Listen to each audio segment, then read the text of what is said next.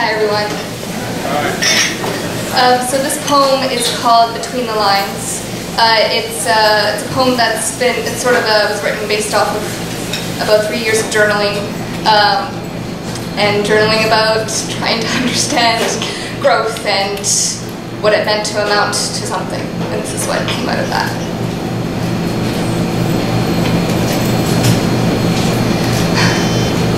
I've been told I spend a lot of time inside my own head. And yes, it's true. I do have a habit of traveling through the air around your bodies as you tell me about all the things you dream of doing with your life. But if you've ever been sitting across from me as my eyes started to roam, I promise that my body and my imagination were with you. Your words, your hope, your trust, your breath were carrying me through the worlds I could see behind your eyes. And it was only when you pulled your head towards your shoulders and shrugged on a butt that I fell and landed in front of you, in my head, thinking that I could say something to make you believe in yourself again so that I could believe in me. I spend so much time inside my own head because I'm afraid. Because whenever I'm feeling discouraged, I do the same thing. I break my life down into little boxes and then move those boxes around like a Rubik's Cube until I can solve the flaw that is causing the problem. And if anything is true in my life right now, it's that I wake up most mornings holding my breath as I pray for a day of perfectly color-coordinated thoughts which will behave according to plan 100% of the time. A self who knows who she is, what she wants, and how the dots will align to get her there. But when I woke up one morning 2 years ago at a desk as a writer at a good company thinking, finally I am here, I was surprised by the swirling clump of sound curdling in my stomach. And I wrote, welcome to perfect. Happiness, you're welcome to show up any day now. Most mornings I wake up inside of an Etch-a-Sketch, a perfect drawing, an acceptable capsule of behaviors that you can rely on me to be. A drawing that I have spent years perfecting, but whose lines are fragile.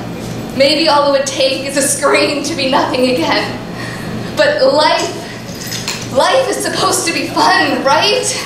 A game where we're the main characters and where we have the power to make the right decisions and exercise and meditate and floss and journal and cross everything off a list that I don't remember making as a kid. Because as a kid, I spoke in a loud, obnoxious voice. As a kid, I draped blankets over the TV to play video games past my bedtime and hung tied together sheets out the window to make it look like I'd run away. But I didn't.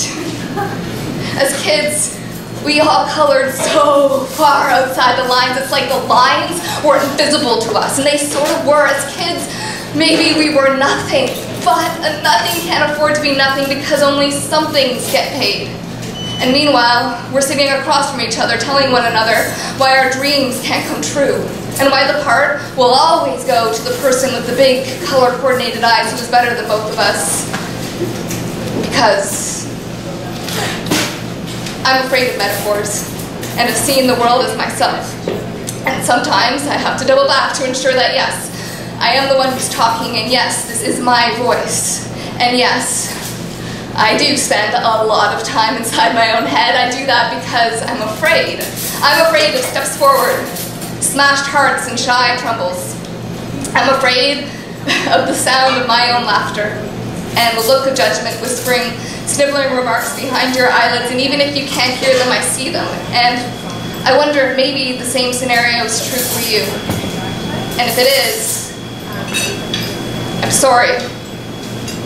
Because more than anything, I want to be carried by your imagination. And I want to cushion your doubts with my certainty. Sometimes I think that maybe it's my certainty that's making you trip, and if you've ever fallen because my strength wasn't what I made you think it was,